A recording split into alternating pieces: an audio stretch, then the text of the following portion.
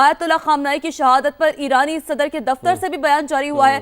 Supreme leader کا قتل صہیونی رجیم کا سب سے بڑا جرم ہے۔ ایرانی صدر کی جانب سے کہا جا رہا ہے اس جرم کے لیے دشمن کو جواب دہ ٹھہرائیں گے۔ تو یہ ایک بڑا ہی اہم سٹیٹمنٹ اب ایرانی صدر کی جانب سے بھی سامنے آ رہا ہے۔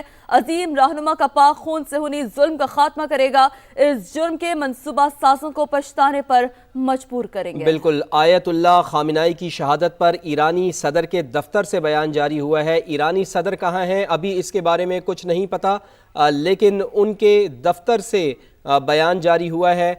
وہ کہہ رہے ہیں کہ سپریم لیڈر کا قتل صہیونی رجیم کا سب سے بڑا جرم ہے، اس جرم کے لیے دشمن کو جواب دہ ٹھہرائیں گے۔ عظیم رہنما کا پاک خون صہیونی ظلم کا خاتمہ کرے گا، اس جرم کے منصوبہ سازوں کو پچھتانے پر مجبور کریں گے۔ بالکل، تو اوورآل سچویشن پہ بات کریں گے۔ معزز پینلسٹ ہمارے ساتھ ہی موجود ہیں، ہمیں جوائن کر چکے ہیں بریگیڈیئر ریڈ مسعود احمد خان صاحب۔ مسعود صاحب بہت شکریہ سماع کو وقت دینے کے لیے۔ مجموعی طور پر اس سچویشن کو مسعود صاحب آپ کیسے انالائز کریں گے؟ یقینی طور پر معاملہ سلجھتا ہوا تو نہیں نظر آ رہا، الجھتا ہوا نظر آ رہا ہے۔ ایرانی صدر کا یہ بیان بھی بڑا اہم ہے۔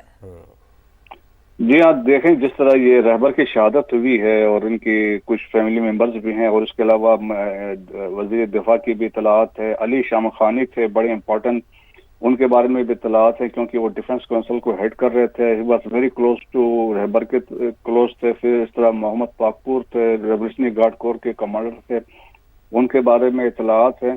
اور خاص طور پر رہبر کی جو شہادت ہوئی ہے اس کے بڑے سیریس امپلیکیشنز ہوں گے خطے کی پالیٹکس کے اوپر، اور خطے کے اندر سے جو حالات ڈیولپ ہوں گے۔